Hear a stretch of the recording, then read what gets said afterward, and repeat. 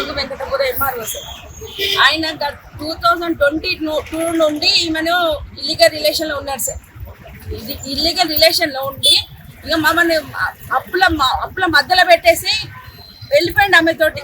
నేను అప్పటికి కూడా కేసు ఫైల్ చేసిన సార్. కేసు ఫైల్ చేయగానే నాకు డైవర్స్ నోటీస్ పంపించిండు. ఆమె ఏం చేసింది, మేము అప్పు అడగడానికి వెళ్తే మాకు దౌర్జన్యానికి వచ్చి నేను ఒంటరి మహిళను, నేను ఒంటరిగా ఉంటున్నా అని చెప్పేసి నా మీద అటెంప్ట్ మర్డర్ కేసు పెట్టాను సార్. ఆ కేసు అది కూడా నేను అటెండ్ అవుతున్నా సార్. ఎన్ని రోజులు తిరగాలి సార్ నేను? ఈ పిల్లలను పట్టుకొని నేను ఎన్ని సంవత్సరాల నుండి కోర్టుల చుట్టూ తిరగాలి? నువ్వు ఇద్దరిని చూసుకో, ఇంటికి రా, పిల్లల కోసం ఇంటికి రా అంటుంటే కూడా ఆయన కదలడం లేదు సార్.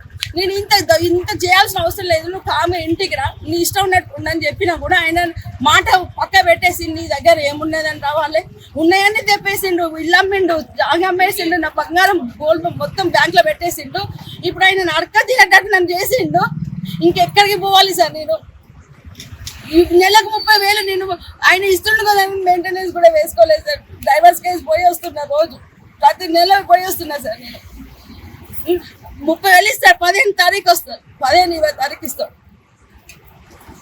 పిల్లలు ఉన్నారు, నువ్వు ఇవన్నీ వదిలేసి నువ్వు రా, నీ ఇష్టం ప్రకారం మా ఇంటికి రా, పిల్లలను చూసుకో అంటే కూడా ఆయనకు వస్తలేదు సార్. అంటే నా భర్త నాకు కావాలి. ఎంజిఎం ఎమర్జెన్సీ వార్డ్ హెడ్ ఇద్దరు కలిసి ఉంటున్నారు. మమ్మల్ని మీతో మాకు సంబంధం లేదని మా డాడీ మమ్మల్ని వదిలేస్తున్నారు. అయినా కావాలని వస్తున్నారు, దౌర్జన్యం చేస్తున్నారని మా మీద పోలీసులను పంపించాడు. అందుకే మేము పోలీస్ స్టేషన్కి వచ్చినాం. వాళ్ళు లోపల ఉన్నారు. నన్ను కొడుతుండు పోలీసులు, నన్ను కొడుతుండు సార్. ఛాతీ మీద మా డాడీ నవ్వుతుంటే నేను పోయి కొట్టినా. కొడితే పోలీసు వాళ్ళు నా ఛాతీ మీద కొట్టి వెనక నెట్టేసిండు. పోలీసు వాళ్ళకి ఏం రైట్స్ ఉన్నాయి నా మీద